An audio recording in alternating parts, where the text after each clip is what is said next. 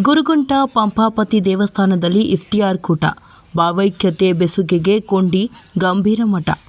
ಹೌದು, ಪವಿತ್ರ ರಂಜಾನ್ ಹಬ್ಬದಲ್ಲಿ ಹಮ್ಮಿಕೊಳ್ಳುವ ಇಫ್ತಿಯಾರ್ ಕೂಟಗಳು ಭಾವೈಕ್ಯತೆಯ ಬೆಸುಗೆಯಾಗಿ ಕಾರ್ಯನಿರ್ವಹಿಸುತ್ತವೆ ಎಂದು ದಿವಂಗತ ವೇದಮೂರ್ತಿ ಶ್ರೀ ರುದ್ರಯ್ಯ ಸ್ವಾಮಿ ಗಂಭೀರ ಮಠ ಸೇವಾ ಸಮಿತಿಯ ಪ್ರಮುಖ ರಾಚಾರ್ಯ ಸ್ವಾಮಿ ಗಂಭೀರ ಮಠ ಹೇಳಿದರು.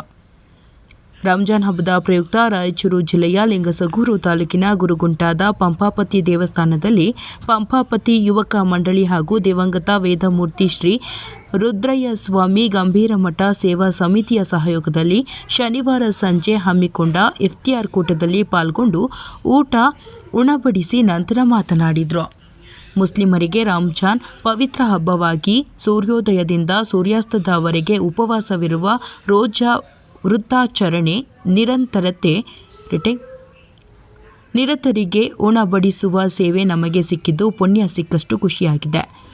ನಮ್ಮ ಗ್ರಾಮದಲ್ಲಿ ನಡೆಯುವ ಪ್ರತಿ ಹಬ್ಬ ಹರಿದಿನಗಳನ್ನು ಜಾತಿ ಭೇದ ಮಾಡದೆ ಹಿಂದೂ ಮುಸ್ಲಿಮರೆಲ್ಲರೂ ಸೇರಿ ಭಾತೃತ್ವ ಭಾವನೆಯೊಂದಿಗೆ ಹಬ್ಬಗಳನ್ನು ಆಚರಿಸಿ ಮಾದರಿಯಾಗಿದ್ದೇವೆ. ಅದರ ಪ್ರತಿರೂಪವೇ ನೂರಾರು ಸಂಖ್ಯೆಯ ಮುಸ್ಲಿಂ ಬಾಂಧವರು ಬಂದು ಇಂದಿನ ಪ್ರಸಾದವನ್ನು ಸೇವಿಸಿದ್ದಾರೆ ಎಂದರು.